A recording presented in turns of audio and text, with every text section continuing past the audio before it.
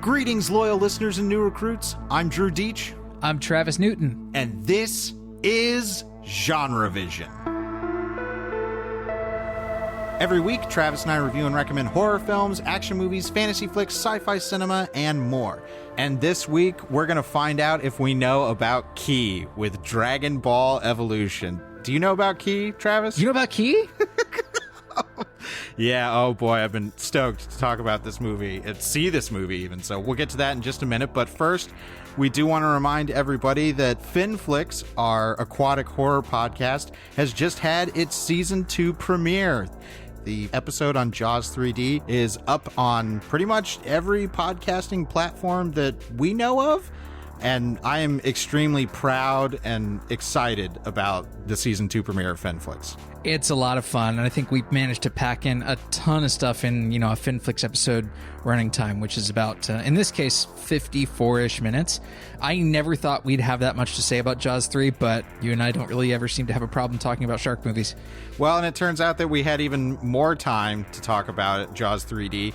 If you want to hear the uncut and uncensored episode, go to patreon.com/genrevision, and you can become a premium subscriber either for $5 a month, which will get you access to all of the Genre Vision Podcast Network bonus material, or if you just want uncut, uncensored episodes of Finflix and special interviews and stuff, we do have a new $2 Finflix tier. So if you really love the show and want to hear more Finflix, go to patreon.com/genrevision. All right, Dragon Ball Evolution. This is a movie I'd always been morbidly curious about because it came and went. It had nothing but terrible reviews and was pretty much spurned by anybody with even a modicum of knowledge about the IP that it's based on. And I should out myself here as somebody that was deeply into Dragon Ball Z when it was hitting the States. And even during my time as somebody who wrote about entertainment professionally, I did write some stuff about Dragon Ball Z. So this was always something I assume it's like, well, it's bad because it's not like the original thing, and that's why it's been written off. But looking up the response to this movie, it was so panned and so not even ridiculed, just considered total garbage, that I immediately became intrigued about it. It's pretty much the same thing that happened to The Last Airbender, though. I mean, it was this largely, hated movie, I think, looking at all the critics who just panned that movie. And it's safe to say, I think, that the majority of critics wouldn't really have the sort of familiarity with the original Nickelodeon show with regards to Avatar. Like, they wouldn't have known, but yet they felt the movie was really shitty anyways. And that's kind of what happened with Dragon Ball Evolution, except I think Dragon Ball Evolution has a higher Rotten Tomatoes score that may be based on the fact that fewer people saw it. That's true, and we're willing to submit a review for it. It's a movie that I barely even remember any advertising about. It really seemed to come and go incredibly quickly, and has been, at this point, it's over a decade old, and I don't think is even talked about in ironic circles. It's really been forgotten, relegated to the dustbin. I think one of the reasons for that is that this movie didn't have a whole lot of money to throw around in marketing. This is a mid-budget film, or it was back in 2009. Right. The reported budget that we could find was about $30 million, and that kind of looks appropriate for a movie from 2009 from what we saw. It makes sense, yeah. But what intrigued me so much about this not being a movie that gets any discussion or any appraisal, even ones that are just looking to completely tear it down, is that this is a movie with notable people involved both in front of and behind the camera. This is directed by James Wong, who had done the Final Destination. I think he directed Final Destination 1 and 3. Correct. And then he also made the movie with Jet Li, The One. That's right. And he was partners with Glenn Morgan. They were famously a duo on The X-Files. And this is also produced, and I didn't know this until we watched the movie, it's produced by Stephen Chow. Yeah, Stephen Chow, if you don't know, is the genius, frankly, behind some of the greatest action comedies to come out of Hong Kong. Kung Fu Hustle alone. Kung Fu Hustle, God of Cookery. Shaolin Soccer. He also did the monkey myth. Gosh, I'm totally blanking on names. Journey to the West, which is very appropriate because It's one of the big inspirations for Dragon Ball. that myth is the original inspiration for Akira Toriyama's Dragon Ball. And Stephen Chow was apparently attached to direct Dragon Ball Evolution at one point, and then eventually just went into a producer role. So that's behind the camera. We also have some interesting people in front of the camera, like Chow Yun-Fat, who is, I mean, one of the most recognizable and frankly incredibly talented Asian stars that I've ever known in my lifetime. Just watch Hard Boiled. Come on. I mean, good Lord, yes. So the fact that this movie never got talked about, I always chalked it up to it's because the Dragon Ball fan base completely rejects it on the basis that it's not like the thing I know, and therefore it deserves none of my time. And I'm really, really glad that I finally found a way to watch this movie, because Dragon Ball Evolution is not without merit.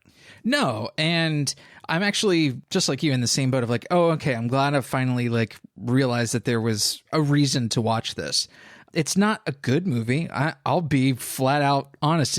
It's probably not worth many people's time anymore, but I think it's an important watch that puts a lot of things in perspective in just how action cinema, particularly international action cinema, has evolved over the last decade, and then how adaptations have evolved in blockbuster cinema since 2009 when this was put into theaters. So the adaptation, I think, was just like Avatar, or The Last Airbender, rather, the big Paramount live action version. It was like, well, who is this for, really?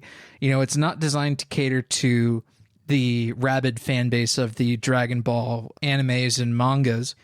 And it's definitely not catered towards Japanese audiences as well. So this was an attempt to probably appeal to Chinese audiences based on the amount of involvement from people like Stephen Chow, Chow Yun-Fat, having James Wong, who was actually born in Hong Kong, although we do consider him more of like a Hollywood filmmaker. But still, they clearly wanted to factor in East Asian perspective into the making of the film. And I think also they accounted for that audience as well. Well, and I think it's very clear after watching the movie that this is a movie that has been shaved down to be the most accessible story of all time. And to the point where when I was viewing it, I was telling you, Travis, your jaw is going to hit the floor when you realize just how many stock scenes make up this movie. And it's because, like you say, I think that means it will be a lot easier to digest by international audiences. Right. This movie was basically borrowing a whole bunch of structure and, sort of known moments to take its story and present it in the most accessible way it could. But in doing so, it's losing so much of what makes the original property memorable or unique. It's a really cynical approach. And I feel like, of course, the complete wrong approach for not just this material, but many, many different things. To dumb it down to such an abbreviated, abridged thing is like, you've essentially thrown out the essence of what it is, and you've tried to adapt this for whom exactly? There's a clear attempt to please American audiences. They've taken the central role and they've put a white guy in there. Everybody's sweetheart, Justin Chatwin. Oh, Justin, master of faces. The who has at least been confused on the street for Aaron Paul twice in his life. I mean, that's not an insult. No, Justin Chatwin. This is going to be a tough movie to really get across how the things that we enjoyed about it is, because so much of it has to do with Justin Chatwin's face. From the very opening scene, which I must admit kicks off with the kind of stock dialogue that you would expect with voiceover that says, the first rule is there are no rules, which you're like, all right, this is what we're in for. There is this opening fight between Goku, played by Justin Chatwin, and his grandfather, Gohan, played by Randall Duck Kim. Yeah, you might recognize Randall Duck Kim as the Keymaker from Matrix Reloaded. Mm-hmm. And this opening, if you didn't know Stephen Chow was involved with this movie, this opening is straight up Stephen Chow. It's kind of incredible where the both of them are balancing on these two tight ropes. The first one of them to fall loses. There's all this kinetic fighting where Goku like smacks a fly into Gohan's mouth, and then this is when I was like sold on like the Stephen Chow influence for me. I was like, oh, that's totally a Stephen Chow moment. You know, it's just like, here, let's get ludicrous. Let's, again, break these rules, slap as many bugs into people's mouths as you want to. I was like, yeah, okay, I can get on board with this. Yes, well, I was like, maybe this is going to be kind of wackadoo fun, and this approach to action comedy was something that American Western audiences had not clicked into yet. Mm-hmm. But the problem is that before this, there is a bunch of preamble, pre-credits BS, frankly, setting up the main villain Piccolo, and a bunch of talk about he was sealed away by the Mafu Ba for 2,000 years by a bunch of sorcerers and all this stuff. And it's like, okay. And he had a big, monstrous minion named Ozaru. Mm-hmm. Basically, Ozaru and Piccolo wrecked shit on Earth 2,000 years ago, and then he was sealed away. Shortly after we meet Gohan and Goku, it is revealed that Piccolo's just back. Yes, he gets Palpatine from Rise of Skywalker, where it's like somehow he's back. The movie never explains it. Yeah, somehow he's back and on an airship. So Dragon Ball Evolution is at least as good as The Rise of Skywalker. Really puts things in perspective. So after we get this opening fight scene between Randall Duck Kim and Justin Chatwin, we get introduced to what a Dragon Ball is. Grandpa Gohan has a Dragon Ball. It's got 4 stars in it, and he says there are 7, and basically just, you know, presents it as this like trinket, like this was mine, it's yours now, and doesn't really give him a whole lot of information about it that I can recall. Well, it's like there's 7 of them. I think he just says when they all come together, it will grant 1 wish. That's all in regular Dragon Ball lore. Mm-hmm. And then we get to visit Goku's school life. And there's 2 things I want to note about this. Is one, I appreciate that this adaptation didn't try to transplant this into like, well, it's going to be Dragon Ball, but it takes place in New York City. This takes place in whatever fictional world Dragon Ball takes place in. Yeah, they kind of did something that Detective Pikachu managed to do way better, was that they just sort of invented this like pan-Asian fantasy realm where there are sort of neon cyberpunk cities, and then there are more rural areas. It's like, I get the sense that Goku lives in a more rural area, but then he goes into town to go to Unitech High School. When he arrives at Unitech High School, there's this like awful, like early 2000s shitty, like breakbeat metal cue. And It's like, what's going on here? And then Goku's riding his bicycle like a nerd, and this dude in a sports car, I think it's almost like he runs him off the road. Oh no, he kept like Goku parks his little scooter, and then the dude runs over his scooter. That's right. And he's like, "Hey, Flash Thompson, Fuller. Yes. Hey, Fuller, you just wrecked my bike."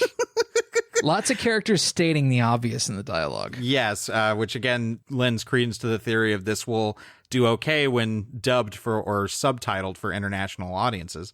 I mentioned the Flash Thompson thing, which is a pull from the Bully in Spider-Man, because I was shocked to see that they basically copy and pasted the first act or so of Sam Raimi's Spider-Man and turned it into a Dragon Ball movie. Oh, yeah, they pretty much borrow all of the major beats from the first act of Raimi's Spider-Man, but you don't get any of the decent building of character that comes along with Raimi's Spider-Man stuff. Like, even though the Raimi Spider-Man stuff is kind of clunky by comparison to a lot of different superhero movies, at least Spider-Man has this sort of goofy earnestness to it.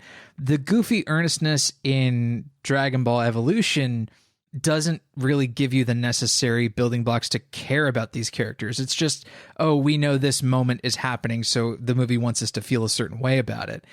And It just comes off as, frankly, a ripoff. It's a cheap sort of Kmart version of what Raimi's Spider-Man did in these first few scenes. And it's egregious. Like, it's incredible how many scenes are clearly direct riffs. I mean, it may not be the exact same thing. For example, in Spider-Man, when Peter catches Mary Jane and then catches her falling cafeteria tray, the way that takes place in this movie is that Chi-Chi, played by Jamie Chung, who is Goku's love interest, she's struggling trying to open her lockers, so he does a key blast and it blows all the lockers open, and she's really impressed by that. Which, wait a second, Drew, you know about key? Yeah. Which, yes, leads to the exchange that broke me early in the movie, which is Goku does that, and then Chi-Chi walks, and you expect, it's like, oh, she's going to be weirded out, because they treat Goku in this like he's a freak. They call him Geeko. That's right. Yikes. So this moment where he blasts all the lockers open, I was like, okay, Goku opens all the lockers with magical powers that I had no idea that he had in this movie. Like, the movie doesn't properly set up the idea that he has these sorts of magical powers, because the first fight scene that we see between him and Grandpa doesn't establish that sort of stuff. So I'm just like, oh, I guess so he can just blast all the lockers open whenever he wants. And Goku doesn't seem particularly surprised by this at all. No. It's just like another day of using ki to fight lockers. Well, I mean, early in that opening fight scene, we didn't get mentioned that he does get hit in the face with a Shadow Crane key blast, which the shot of him getting blasted, which they must have used some kind of, air cannon or something on Justin Chatwin's face. This is like in the first 2 minutes of the movie. It is a glorious shot that had me dying laughing. But even I got to get back to Chi-Chi, because I forgot about this, is that the way that we get introduced to her as Goku's love interest is they're sitting in their Starship Troopers future classroom, and he looks over to her, and he has this fantasy sequence where the background changes behind her into this field, and she's lit like she's in a Starburst commercial, and she starts like slow motion eating a strawberry. Yeah, just eating a strawberry very sensuously. I'm glad the movie is embracing this level of silliness. Yeah, well, this was a moment where I'm like, I'm kind of enjoying how this movie's not trying to be. It's not like Bryan Singer's X-Men. No, this is openly being just a cartoon. It's yes, like, okay, I like that. It didn't have to feel the need to strip down any of the cartoon stuff and try and present it as, well, we're going to do the all black leather serious version of Dragon Ball. It's like, no, let's lean into the cartoon nature. I think that stuff in the movie works more often than it doesn't. Sure. And there's some stuff here that, I don't hate, this fantasy sci-fi high school aesthetic, in this science classroom, where Goku is having this fantasy about Chi-Chi, like, for whatever reason, everybody is sort of lit from underneath with this blue glow. It's like, where is this sourceless light even coming from? It doesn't matter. It just kind of looks cool. It's something that separates it from being sort of a standard high school set. It's something that, again, is going to separate it from Spider-Man a little bit. You mentioned it kind of looked like the Starship Trooper stuff. It absolutely does. And then there's a party. Chi-Chi is having a party at her, I don't know, castle that she lives in, whatever the fuck. Her palatial estate, yeah. Her ginormous chateau, like she lives in the most bougie, rich part of town. It's like, it literally looks like a castle. So she's just having a castle party for fucking whatever reason. And Goku is preparing to go to said castle party, and he gels his anime spiky hair down. And he slicks it back, and then while he's looking in the mirror, his hair goes sproing up and flings all the gel back onto the mirror. And that moment is not unfunny. I got it. It's like, it made me roll my eyes, but not in a condescending way, if that makes any sense. It's like, okay. Yeah.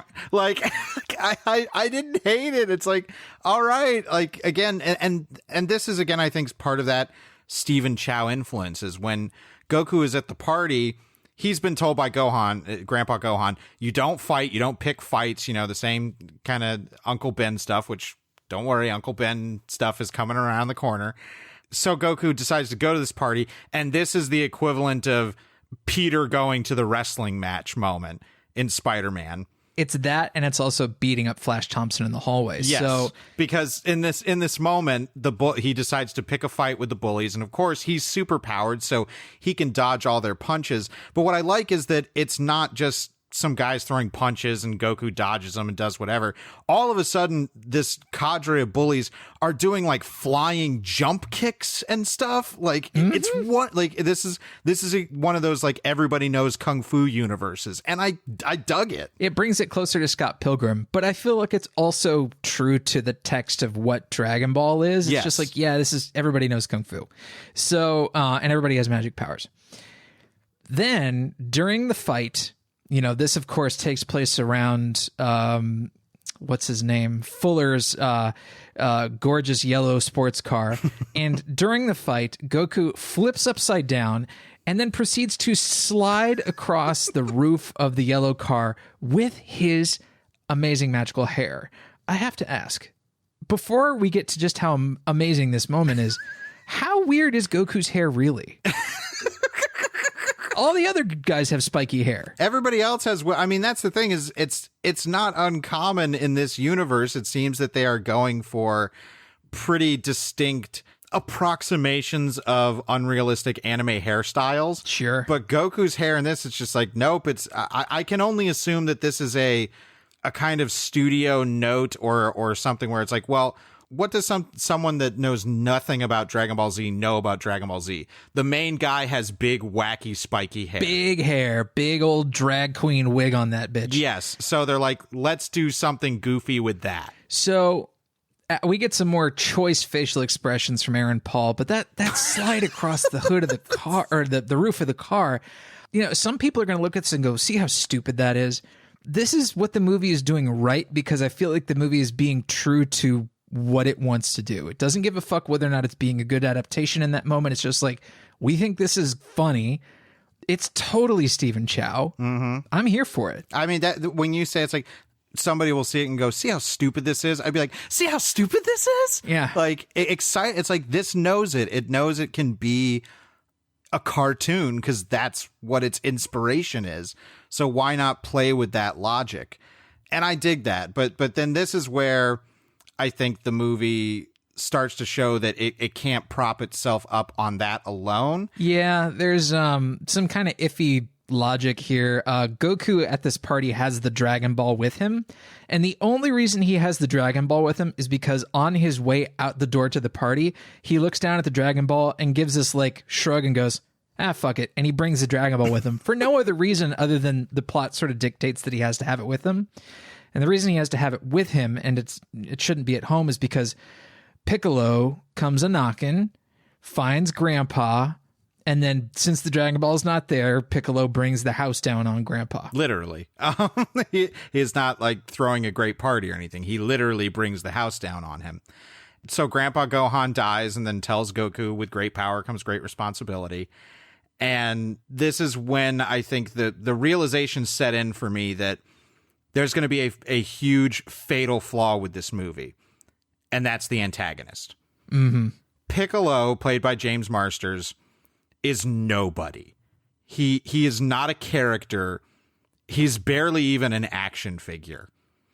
He feels like a placeholder, like a dummy that was set in for what they eventually were going to do with the villain as far as the story. That he has, I would say, maybe 0.5% of character in him. He reminds me a lot of Steppenwolf from Justice League. Yeah. But the only advantage I think that Piccolo has over Steppenwolf is like they have a real dude there on set in green makeup. Like that's some sort of small victory for practical effects and putting something real on screen. But the makeup looks like shit. And again, this is when adaptations of things like this were so timid that they couldn't even give Piccolo antennae. Right. That was a bridge too far for this silly green looking alien named after a musical instrument. Right. That was the thing that they couldn't do. And unfortunately, I think, like you said, the makeup, I told you, it looks like the villain played by Peter Green in The Mask when he puts on the mask. It's unfortunate.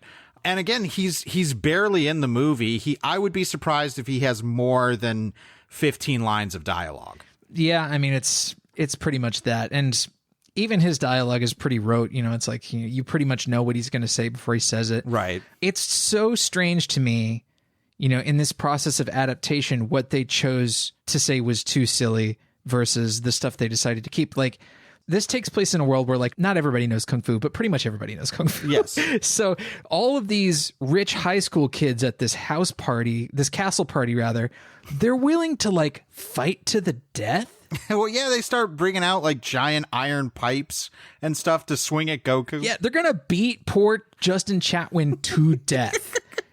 At like a rich kid house party at a fucking chateau. They're going to beat him to a pulp. Yeah. And like, that's not silly. That's incredibly silly. But the antennae, no, that's a bridge too far. But thankfully, once this happens and now Goku must, you know, heed the call and he has to find the Dragon Balls before Piccolo does or bad will happen. So he runs into another character, Bulma Briefs, played by Emmy Rossum, who is from the Capsule Corporation.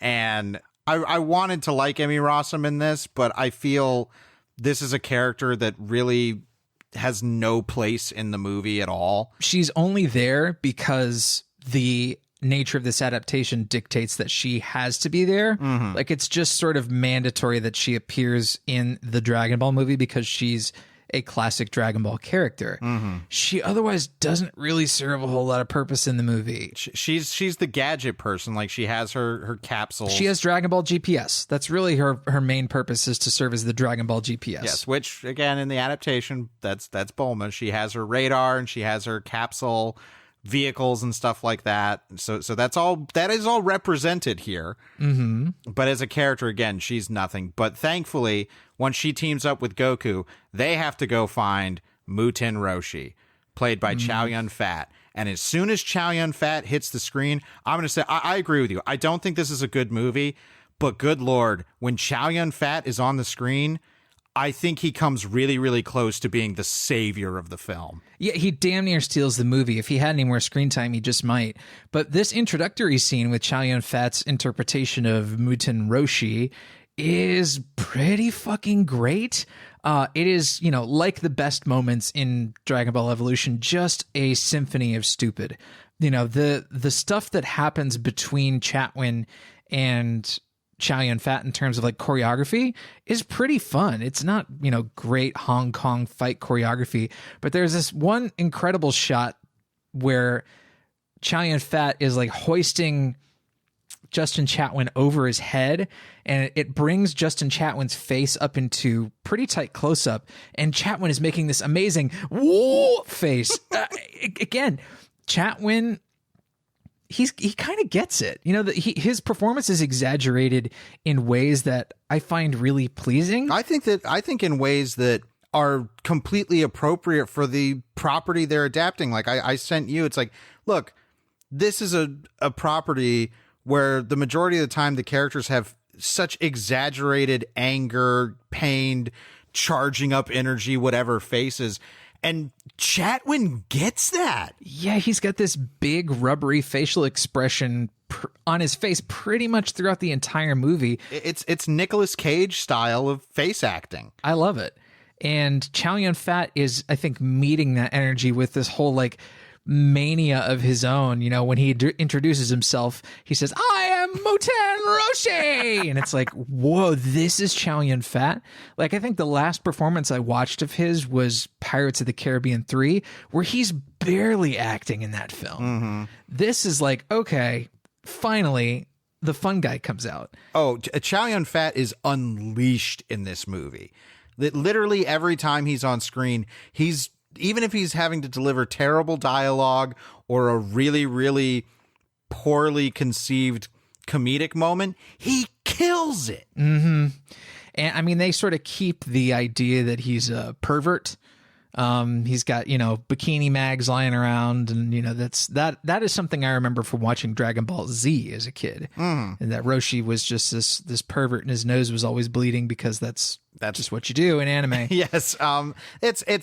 It's there, but it's not too, I think, omnipresent throughout the movie. No. There's a couple jokes, but yes. So now this has become a fetch quest of a movie. They got to run around and try and find all the Dragon Balls. They run into other characters such as Yamcha, who is played by an actor whose name I do not have pulled up right now because June Park. June Park. He was in Speed Racer of all things. Oh, really? Okay. Yeah. He's credited as Yakuza driver. I mean, in screen. Speed Racer and Dragon Ball Evolution are not far apart in terms of their understanding of the material that they're adapting. Sure. And so like when he shows up, and the thing is that the group has fallen into this pit that he's got there, and he's like, "Oh, I'll get you out of that pit if you pay me some money." He has this line delivery where he's like, "Hey, you all can sit down there all night, but once the sun comes up, it's going to get hot, hot, hot." Hot. He's like the best of what else is going on performance-wise, in that he's going full cartoon with everything. Emmy Rossum is doing the same thing. It's nice to see it from her. Like, she just fully believes in Bulma briefs. Yes, she commits, but I think, like we said, the problem with her is that she just could be completely gone from the movie and it wouldn't matter. Same with Yamcha. I don't know what purpose he serves other than just being there because I guess some people were expecting the character to be there. Well, and he's and this is in the cartoon, but it's placed here. It's like, oh, okay, him and Bulma are going to have romantic feelings. All of that is just, it's gracious to call it threadbare. Sure. So after they manage to get out of this pit in the middle of the road, I guess, there's this big sequence. I should hesitate to call it big. It's the worst sequence in the movie. It's even worse than the climax, which is pretty admirable, where they're around this like lava pit and there are all these sort of black rock formations. It looks like they shot this scene on the smallest available soundstage. Not once do you ever get the sense that this is a place. It's just a tight soundstage that looks like they had to compromise on so many things. There is no depth in the frame, so it doesn't look like anything extends back. Like, it just never feels like a fucking place. It's just a horrible set. And once they actually manage to get round the lava pit, it's just green screen city, baby. It's just people standing against fucking green screens with nothing there. It's bad. Yeah. This is definitely... And the setup of this where like Piccolo creates some henchman out of his blood. Yeah, I think I don't think we've really put this across enough. I think this movie is maybe 80 minutes long, if that. 85, something like that. IMDb says it's an hour 25. I debate that. Well, that's probably including credits. Yes, it must be, because this movie feels so quickly put together, especially in these action scenes, and this one in particular, where it's maybe a 10-second scene of Piccolo's going to make some goons, and then the goons show up and they fight in this really poorly choreographed and shot action sequence, and then it's over. This whole lava sequence has one good shot in it, and it's a slow motion shot of one of the goons' heads, a practical head, being kicked in slow motion, and it's like covered in slime, so you see the slime flinging off it. It's like, this is the one good shot in this surprisingly long sequence of this lava pit. It's just the worst filmmaking. And then, like, by contrast, after they complete the lava pit thing, they go to this other city, and, you know, you get this big establishing wide shot of the cyberpunk city, and then they go from that to an interior of like a temple, and it's a really nice set. And who is in the foreground but fucking Ernie Hudson? Not just shark attacks. That was simply divine. Ernie Hudson.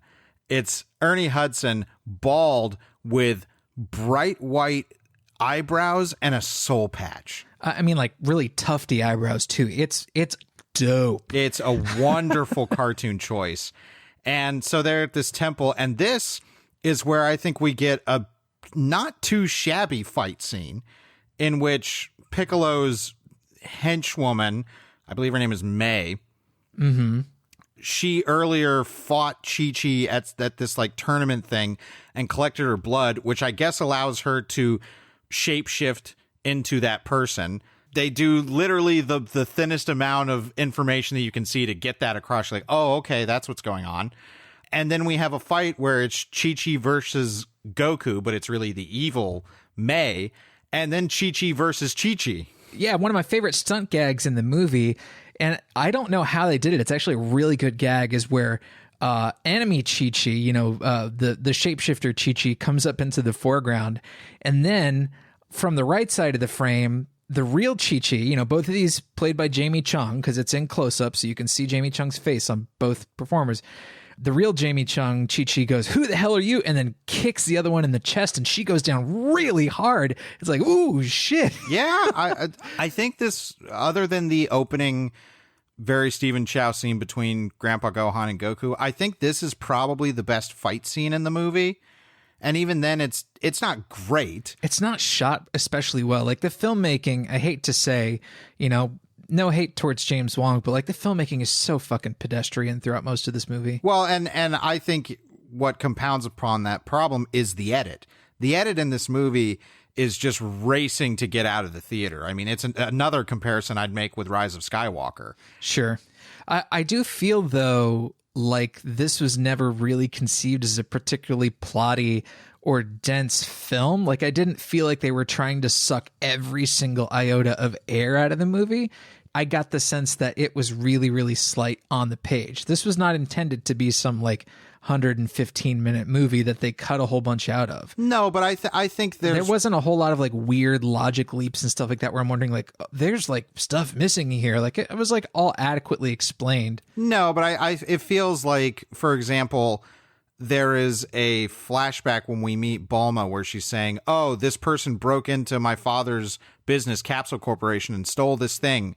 And we see maybe 3 seconds of that. And I'm like, that feels like it was an actual scene at some point, and now they've just repurposed it into a 3-second flashback that she can then explain in dialogue to Goku. Yeah, I mean, I think just based on the few shots, like you said, I think it could have been a full scene, but it's kind of tough to put that stuff early on in the movie because it would have made us feel like she's maybe a more significant character than she ends up being in the final edit. Possibly. I mean, she's not significant at all. Like to introduce this character, to give her a motivation, to tell her backstory a little bit about how her father's the, rich CEO of Capsule Corp and stuff like that. It's like, oh, it's kind of a co-protagonist. She ain't. Well, no, I mean, I agree with that completely, but still, I don't disagree that it was probably slight enough on the page, but it still feels like they have shaved down every possible edge they could find on this thing. Mm-hmm. And that becomes really unfortunate towards the end when we get to the climactic battle, because I'm like, oh, this is the climax. I guess we're here now. We have arrived. It just comes upon me. So the henchwoman steals all the Dragon Balls. Like at this point, they have all 7 Dragon Balls. But she steals them, and now Piccolo has all the Dragon Balls. So that's our low point. It lasts about 15 seconds before they get into the third act. Yes, before the confrontation starts. So apparently there's a spell or something they have to do to release the dragon, so they have enough time. Goku finds Grandpa Gohan's old gi, and I like that they put him in a very, very appropriate adaptation of his obviously very iconic orange gi. It looks cartoony. They didn't again try and Bryan Singer leather costume it. Right. They don't try to make it cool. It just is what it is. And I like that about it. But that's the thing. By not making it cool, it kind of came across as cool to me. Yeah. No, it's odd. Like again, where they decided to kind of pick their battles in terms of adaptation. It's like, no, we have to have this because it's iconic. But it's like, but you didn't give him the fucking antennae. Right, exactly. You can't give him the antennae. Silly. And it's like and all of the technology, like the vehicles and stuff. Again, I'm talking about the adaptation. That in Dragon Ball has always been very cartoonish. It's never strived for any kind of real world similarity. It's all very bubbly and cartoony, but not in this. It's like, no, motorcycles have to look like they, like something out of the RoboCop remake or something. Right. And the truck they drive off into the third act is a Hummer H2. Right. So it's like, there isn't a uniformity of design as far as what is willing to be cartoony and what's not. Mm-hmm. So when something like Goku's very cartoonish geese shows up, I kind of perked. I'm like, yay, when the movie embraces this, I'm liking it. But then the final fight scene happens, and it's revealed that, surprise, Goku is actually Uzaru or however they pronounce it. Ozaru, yeah. And he was Piccolo's big giant hench buddy, and he's going to help him destroy everything. Once Piccolo, of course, this is classic bad villain writing, bad turn moment where, oh, this thing, it's happening right now just because I'm saying it. Right. And that, oh, yes, this eclipse is happening right now because this is when we lined up this event. And now you're going to turn into Uzaru. And good Lord, Travis. I was excited for 1 second because I was like, oh, yeah, this is part of the Dragon Ball mythos that Saiyans or whatever turn into these giant monkeys. Mm-hmm. And I was like, oh, that's right. This is kind of a werewolf thing. We like werewolves. Oh, Travis. This isn't technically a morph. This is a full 3D CGI creature that breaks out here from Justin Chatwin's face. And boy, oh boy, does this animation suck, and this creature suck so bad. And I have to say, I think it's clear the movie knows it because it cuts around it as much as it possibly can. Sure, it also means that they have to render fewer frames of the effect. That too, but I really think they knew it's like this never came out looking good enough, so let's try not to show it as much. Sure. Oh yeah, but this is kind of a movie at a crucial time. In 2009, CG visual effects, 3D visual effects were on this verge of a sudden leap forward, a really tremendous leap forward in quality. And this is sort of the tail end of like when CGI effects were still allowed to be shitty in major theatrical releases in America. Well, to be not just to be shitty, but to be so noticeable as to be an effect. I mean, this is the same year Iron Man comes out. Yep. And I think that's really telling in terms of not only effects, but also in adaptation of certain cartoon or comic book or whatever properties. But I mean, this looks barely better than fucking Mortal Kombat Annihilation. It looks like something from the early 2000s. Like it's shocking. Like this is American Werewolf in Paris looks better. That's wow. Ouch. Right? Indeed. Kick to the big monkey nuts. But even more so, because Piccolo is a nobody, there's absolutely no weight behind this confrontation as far as character. There is a great line in which Uzaru Goku is about to kill Muten Roshi, and Muten Roshi's telling him, like, oh, you can choose not to be this thing. And the way he gets that across is, don't let the Uzaru destroy the Goku in you. Which is just a line you can't say in any other movie. And it's, what does Grandpa tell him at the beginning of the movie? It's the kind of same bland, stupid hero's journey shit that like they tell Rey in every fucking Star Wars movie that Rey is in. Never be afraid of who you are. Right, yeah. It is. Ugh. You are who you choose to be, Iron Giant type stuff. Mm-hmm. But yeah, so of course Goku's able to turn back into Goku and do the Kamehameha because that's what we got to do.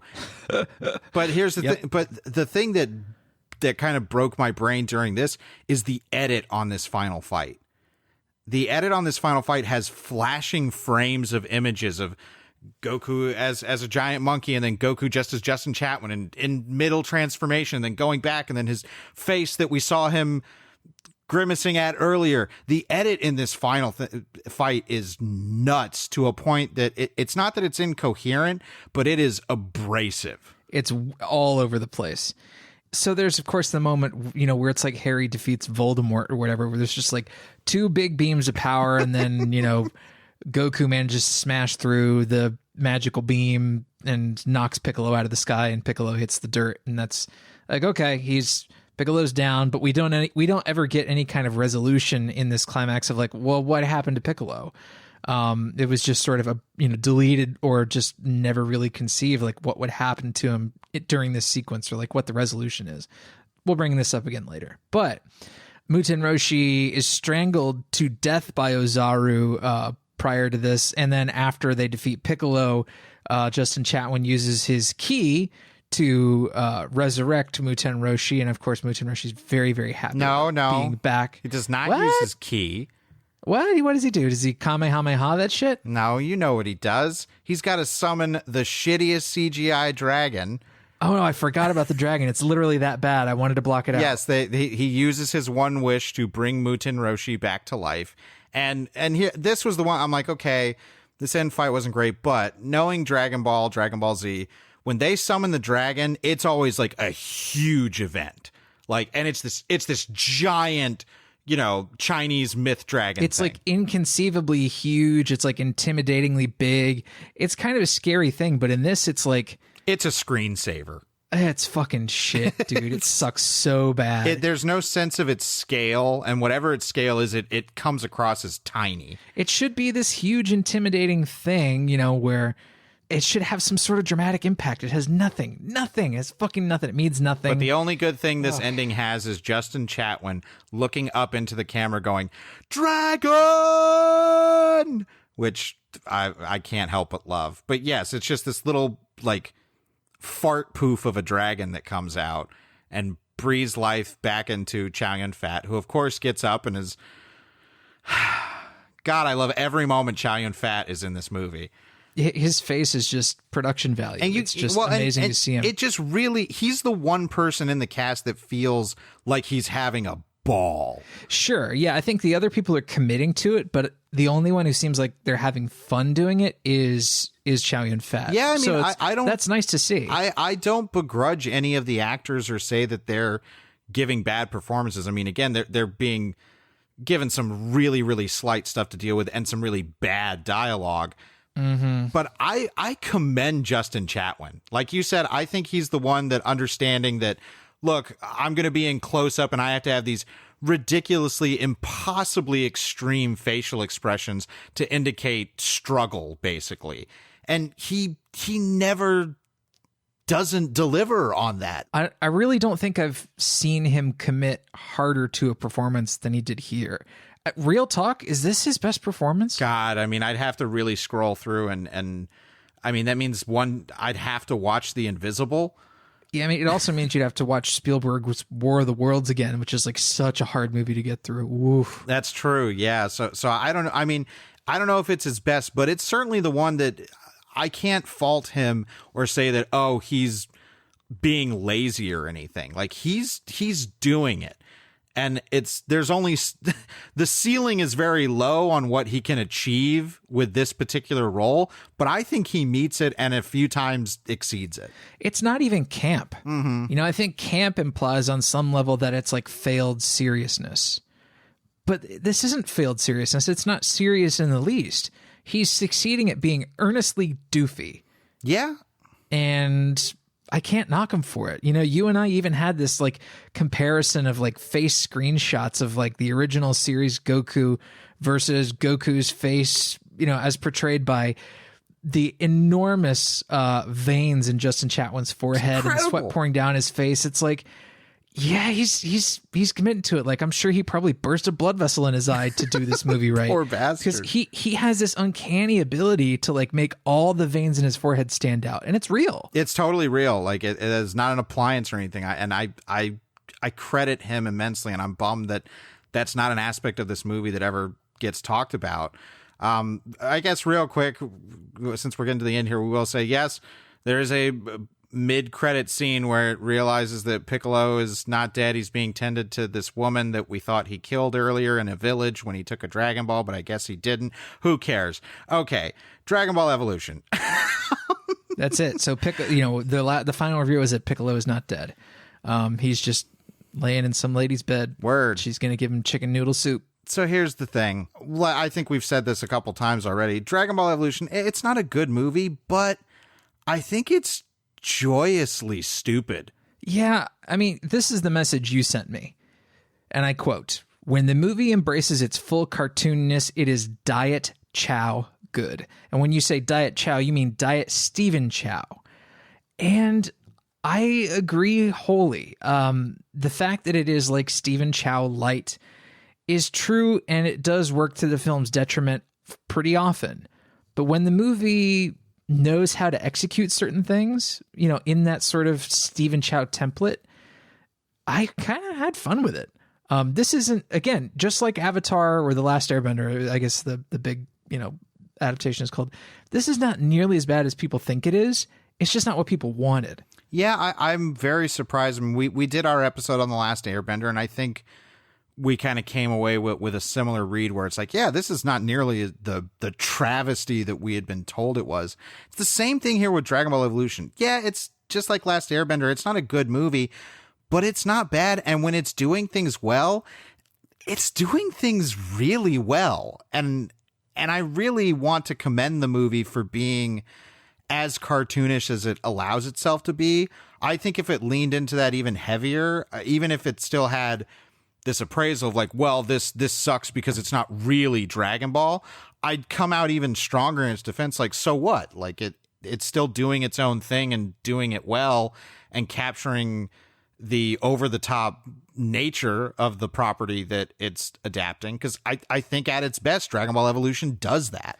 Sure. I mean, the fact that I was reminded of Detective Pikachu is actually kind of a compliment, because Detective Pikachu was a just shockingly good movie. Yeah. Like, I was even hanging out with our buddy Nick Murray, who prior co-host of this very show, and he's like, "So I watched Detective Pikachu," and I said, "And?" He goes, "How fucking good was that movie?" Like, he was utterly befuddled by it. And this is a guy that like watches. He's the kind of guy who watches the Criterion Channel like nonstop. Right. Like, he's a movie nerd. Like, and like he's never gonna mind me saying this about him, but like he's into older art house fare, and he's like, I could not believe how good Detective Pikachu was. And it's like when Dragon Ball Evolution is doing the right things, it approaches that level of like, okay, it earnestly believes in what it's doing, and it's building this world. But I think Dragon Ball Evolution is a good movie to choose to sort of represent how fan properties adapted to live action cinema in Hollywood have evolved over the last 10 years.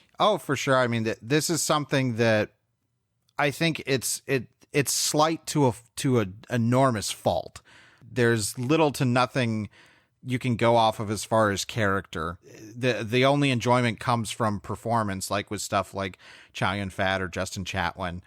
The movie is just racing to be over, and that comes through. Like when I was checking the timestamps, I'm like, oh my God, I'm 40 minutes in? It feels like I've been watching this for 10, and not in a good way. Like, because everything's just going so quickly. I think the worst thing about the movie is that the action is not as good as it should be for a property that is based around fight scenes. Well, even for a Hong Kong style action movie, you know, with the kind of talent involved in this, the fight choreography and the action filmmaking should just be plain better. But when the movie works, it really works. It doesn't work enough, but when it does, man, I think it's time to maybe pull back a little bit on how we've treated this movie. I know that for a core fan base, that's just not going to happen, because it's not this thing which means it's not worth my time at all. Right. I think there's still plenty of stuff in this movie to laugh at, but you know, I think there's this new discovery of things that the movie wants you to laugh along with. I think Chow Yun-fat alone, it's like this, when you were saying it's like, oh my gosh, he's being gloriously stupid. That's not a dig. Like that is the movie embracing that and blowing it up big and wonderfully, just like a Stephen Chow movie. Like, Stephen Chow movies are incredibly stupid, and they love the fact that they are. Well, they're very, very earnest. They're very, very silly. I mean, if you've, you know, this isn't my shelf pick, but please see God of Cookery. You know, it takes itself less seriously than Shaolin Soccer does, and it, I guess, is similar on a level with Kung Fu Hustle, but a big plot point in God of Cookery is that this character learns how to make something called pissing beef balls. So there Have you fun go. with that. So yeah, I mean, Dragon Ball Evolution, we keep coming around. It's like, it's not a good movie, but that doesn't mean it's a bad movie. It's not totally devoid of value. Yeah, and I think there's a lot of fun to be had with how ridiculous it gets. And I mean that in a non-ironic way. When it's being ridiculous on purpose, I think it's a pretty good time. Agreed. But let's head over to the shelf where we pick a movie that might act as a good pairing or substitute for our main topic. And as always, we want to encourage you loyal listeners to go to genrevision.com and comment on the post for this episode with your own shelf picks, which we will feature on next week's episode. Travis, what are you going to pull off the shelf for Dragon Ball Evolution? Well, if you really wanted to crank up the stupid factor on Chinese martial arts films, you eventually wind up in Kung Pao Enter the Fist territory. So I think we were asked about this movie in our most recent Q&A, and I revealed that, yes, indeed, I had watched it. There was somebody out there who doubted that I had ever seen it, because evidently I'm some sort of Nick Murray snob. Yes, I remember that. I found that very amusing that they were like, Travis, you never would have seen this, so this is just a question for Drew. I mean, I was a teenage boy once. I didn't just like pop out fully formed. So, yeah, of course I saw Kung Pao Enter the Fist, and it is massively dumb. That being said, like, there are elements of Kung Pao Enter the Fist that have aged pretty well. Like the whole fact that it took this other, chopsocky movie, this movie called Tiger and Crane Fists, and repurposed a lot of its footage. I think the way that it did it is pretty funny. Just like the things that they managed to add into the frames, this little joke. It's like, okay, I like that. And then there's a lot of like modern day spoof stuff that doesn't work at all. Yes. I think like the big thing that I remember from the marketing, and the last time years ago that I watched it, was like, this is the stuff that doesn't work, is the Matrix parody with the cow. Yeah, all that shit is just awful. Yes. But the fact that they took this entire other movie and repurposed it, I think like most of that shit is pretty funny. It's exceedingly stupid, but we're okay with that, clearly. Sure. Maybe one day we'll revisit it in some form on the show. I don't know. But yeah, I definitely can quote more of Kung Pao Enter the Fist than I care to admit. That's a lot of nuts. Beware his song about big butts. Well, I'm going to go with another film adaptation of a Japanese manga. This is also one that has to do with extreme fighting and leans 100% into its cartoon nature. This is Riki-Oh, Story of Ricky. Oh, nice pick. I adore this movie. I think this is one of like my favorite movies ever. Riki-Oh, Story of Ricky, I always explain it like, if you know the Peter Jackson Gore era of movies, imagine that as a chopsocky movie. For sure. Oh yeah, it's so out there with its gore. It's an incredibly, and again knows that it is over the top cartoonish, which is present in the source material. It is this extreme. It's what I think of when I think of the salacious nature of Japanese anime and manga from the 80s and early 90s, where its violence is just so over the top that it is grotesque, but it is cartoonish in the extreme that it becomes joyously stupid. Well, it becomes so far removed from real violence. Yes. That, it I think requires a different viewpoint to interpret it. Absolutely. And I think Riki-Oh, Story of Ricky, the way it's shot as a film, the way its performances are, everybody knows that we are making what I think Western audiences wouldn't realize is aware of its comedic nature. It knows this is over the top and silly. Mm-hmm. But what I love about these kinds of movies is that they don't treat it with an ironic lens. They take the extremeness of the material seriously, knowing that that's going to make it more humorous. And I think Riki-Oh, Story of Ricky does that to such an amazing extent. And it's a very simple movie. It's structured very much like a manga, where it's this futuristic prison where there's gangs that control the prison, and Riki-Oh is this super awesome guy who has the ultimate fighting power and has to take out the gangs in the prison. And So it's just, okay, he's got to go up against this bad guy, and they fight and he beats him. But then there's another gang of bad guys he's got to go up against. But then there's like a sub-boss warden, and then there's the evil warden that comes in. It's wonderful. I adore this movie, and I don't know what its status is as far as a good Region 1 release or anything. But man, this is, I think, one of the classic kind of midnight gonzo movies. And if you like Dragon Ball Z and you don't mind seeing like over the top, obviously fake gore gags, you gotta check out Ricchio's Story of Ricky. All right, but now we got to move over to our listener shelf picks from last week's episode on Single White Female versus Poison Ivy, which I was so stoked that we got a nice sizable response to. That was a really fun episode. We've got loyal listener JT. Their shelf pick was, appropriately, a Peter Jackson movie, Heavenly Creatures, which I have not revisited in years. I don't think I've ever seen it.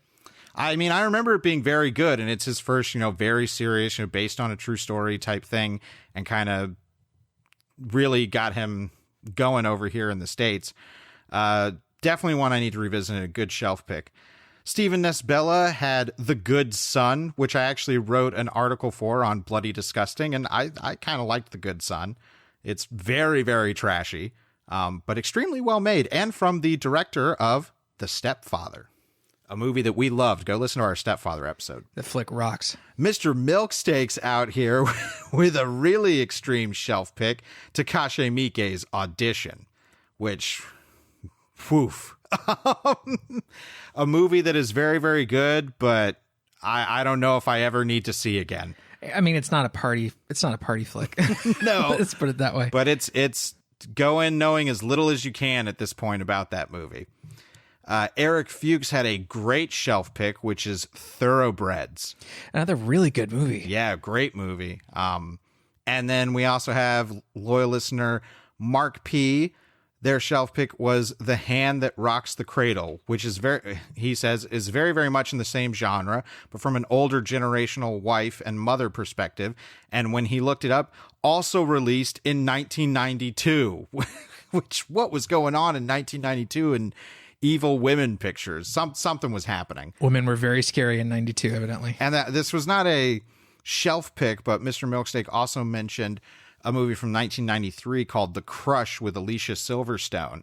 And apparently this is a very over-the-top trash movie with no pretension. I don't know. We may have to do a The Crush versus Wild Things later on this year. We'll see. Maybe. Yeah, we have a couple. Maybe that, Her Hand Rocks the Cradle. We have options now. I'm stoked. Mm-hmm.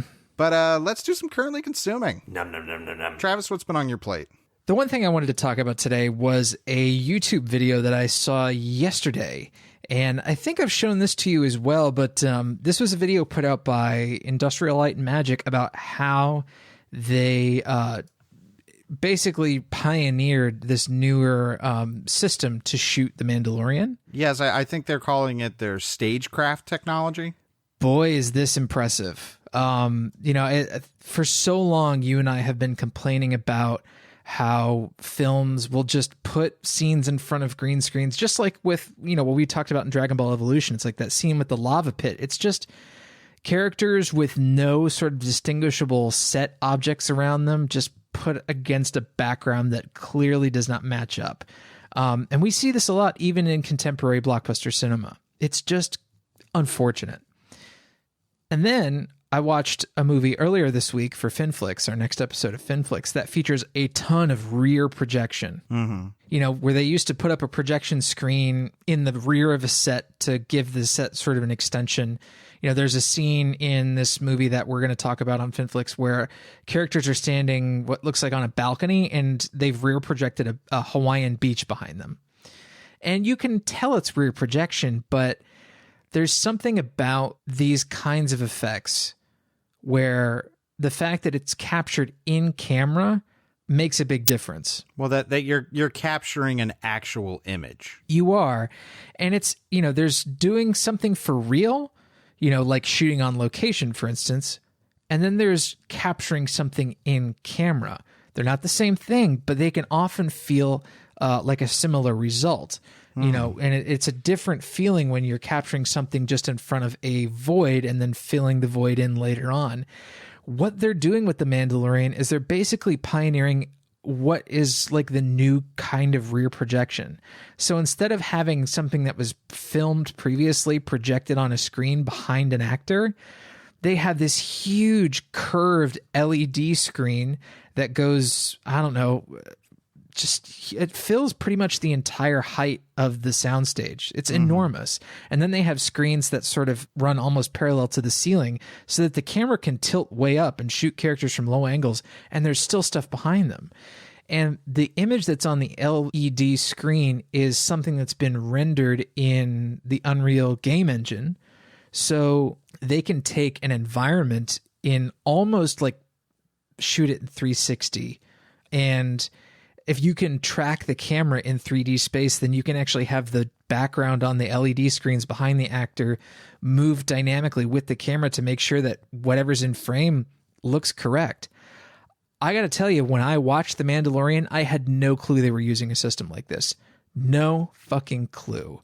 Now that I've seen how it's done, you know, with the fact that so many of these environments were just created in 3D and then, you know, on LED screens behind the actors, it's like, oh, that's why so much of The Mandalorian is shot in like a shallower depth of field where the background is out of focus. I was like, okay, that makes sense. But nevertheless, you feel in The Mandalorian like characters are actually in locations when they're not. And it's not just because they've built good sets. It's because, like, you know, the Mandalorian himself has reflective armor.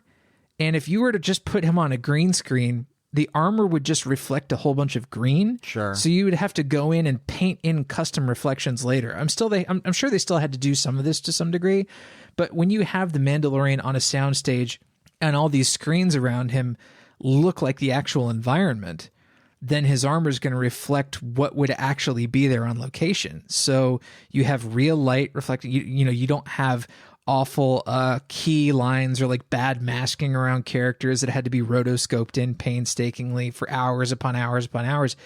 You have something in camera, which for the most part, I think looks really fucking great. Yeah, if this is where that kind of evolution is going, I mean, obviously there's a lot of projects that won't be able to utilize this kind of technology. But if it's going to continue to be the MO for these big Disney properties like Marvel and Star Wars, I'm okay with this being the evolution, because I think it's going to solve some of those problems that you and I often have. Now, granted, like it doesn't solve conceptual problems like having a fight scene in a big, you know, just flat gray area or something, right. which the Mandalorian does do. Yes, but at least in the Mandalorian, it looks like a big flat location instead of a big flat nothing. Very much true. Again, that's why I say that that's a conceptual issue, not a technical issue. But like, you watch this video that ILM put together of this, and the best examples are like, okay, on the floor of the soundstage, they've built sort of a rocky structure that blends in perfectly with the LED screen stuff. Or, you know, they'll build half of the spaceship on the set. And of course, the spaceship is built of materials that are going to look like metal and they're going to reflect light. It's like, well, then they should be reflecting the correct surroundings. And this is a system that does all that. It's kind of astounding. It's very impressive. I definitely will link to it in the post for this episode on genrevision.com. Because it is something worth checking out. It is very impressive. What, sir, have you been currently consuming? Real quick, I'm just going to talk about the new Fangoria RLJE Films movie, VFW. This is directed by Joe Bagos. This is the first film of his I've seen, but I've known about him for a while. He kind of has this reputation for being a guy that's making cult genre movies the way they used to be made, and his movies definitely feel like they're all knowing riffs on a previous kind of cult genre movie. He's done stuff like Almost Human and The Mind's Eye, I believe. Yeah, I've seen those two movies. I actually interviewed him about The Mind's Eye for Fandom. But, you know, he's definitely a pastiche filmmaker, but his style is also kind of decidedly underground or outsider. Yeah, and VFW, the basic premise is a good exploitation type story, the kind of stuff that's an easy fix for me, where it's all these old guys who are hunkered down in a VFW bar, and woman runs in, she's stolen some drugs from a nearby gang, and the gang is full of basically zombied out drug addicts who are trying to get this back for a reward, and they have to, siege film ensues. And it's got a great cast: Stephen Lang, William Sadler, Fred Williamson, Martin Kove, George Wendt, a lot of great old timers. It's like, yeah, they still got it, man. And it's great seeing these guys get to just have fun and bounce off each other. David Patrick Kelly as well. He's in it. He's good. And the basic premise, it's like, okay, it's just a big siege film with a lot of big gore gags and some very good gore gags, but the lighting in this movie is nothing but reds and blues, like to the point where they may as well just be putting red and blue gels over the lens of the camera. Yeah, it's kind of unfortunate. I haven't seen the film yet. It's in my rentals, so I've paid to see it. I'm going to watch it probably tomorrow. But, I can know from watching some of his other movies that, yeah, some of the stuff tends to get lost in simpler lighting. Like, you can definitely tell in, watching The Mind's Eye, it's like, okay, he's experimenting with certain things. He's so sort of underground and he's so sort of like DIY feeling as a filmmaker that you do get this feeling of, I'm watching somebody who is not an expert filmmaker. This is a guy with a degree of inexperience in filmmaking, which is odd to say, like seeing like who's in VFW and like the kind of recognition he's managed to get as a filmmaker in the horror scene. It's like he's really not a hugely respected technician of horror, you know what I mean? Like it's kind of lacking, I find, in technical areas. Like almost all his filmmaking is just like, yeah, that's okay, but it's like 75% of the way there all the time with his stuff for me. Well, and I can give a lot of that stuff a pass because this is one of those movies where I'm like, I know what I'm getting into. I'm here for some base pleasure fun.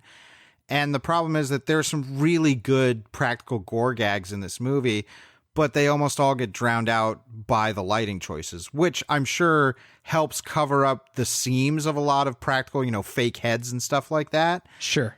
But it also means like, oh, I kind of want to see that axe going into the head and the giant spurting blood that you had somebody pumping a hose behind. But when everything's lit red, it's all gets drowned out. It's kind of one of the troubles of like, neon pastiche lighting that we're seeing in a horror. And then you're having a single location movie. It's like, well, everything's going to be lit in this really, really hard, like neon drenched throughout the entire film because they never leave the one location. It can create some problems. Yeah, it's unfortunate because I liked the movie well enough, but that big decision, being somebody who hadn't seen any of his other movies, was like, I asked you, is this a thing he does? And you're like, yeah, that's kind of his style. I'm like, man, it's a bummer because it's not a bad, a thing to be. I'm glad somebody's still making these kinds of movies and they're getting, some worthwhile distribution. But it's just really unfortunate because I think, I told you, I was like, this has immediately kind of big hobo with a shotgun energy. But looking back, it's like, oh no, I think Jason Eisner is a director in that his approach to pastiche and his kind of color grading of the movie and lighting is actually really complimentary. And I think, balances that by having a lot of different neon soaked and, very solarized, drenched looking things. It's not two colors the whole movie. Yeah, Eisner is, even though he has a sort of underground grunge aesthetic, he's a really accomplished and I think well-respected, technician of film. Like I remember he was even hired as a creative consultant for Far Cry Blood Dragon, that game, because like he understood the palette, well enough that they brought him in to be like, okay, here's what we want to do.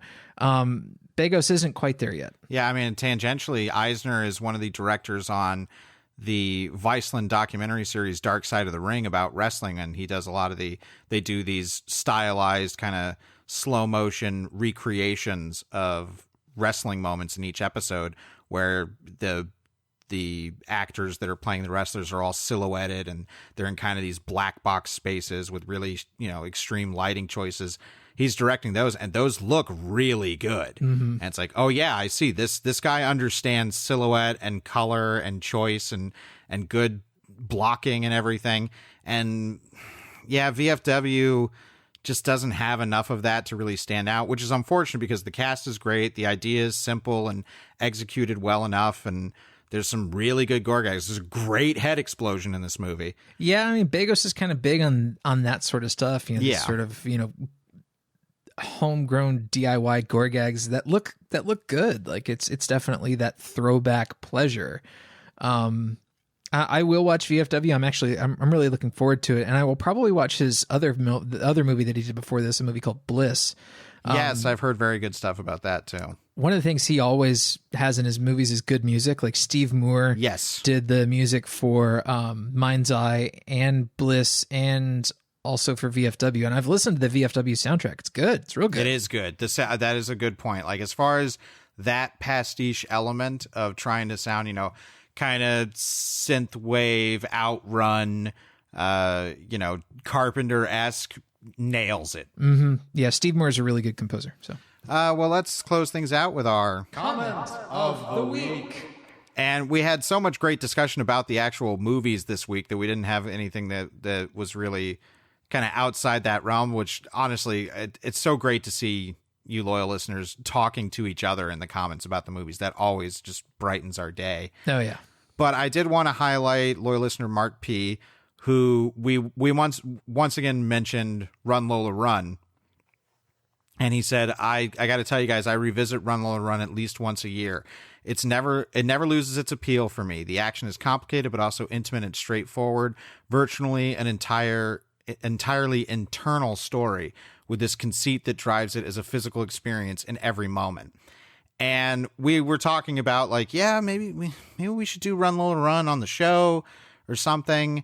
And we kind of hit on an idea, and this is going to go into our goodbye part. But next week we are going to be doing The Invisible Man, the new Lee Winnell remake, which we're very excited for.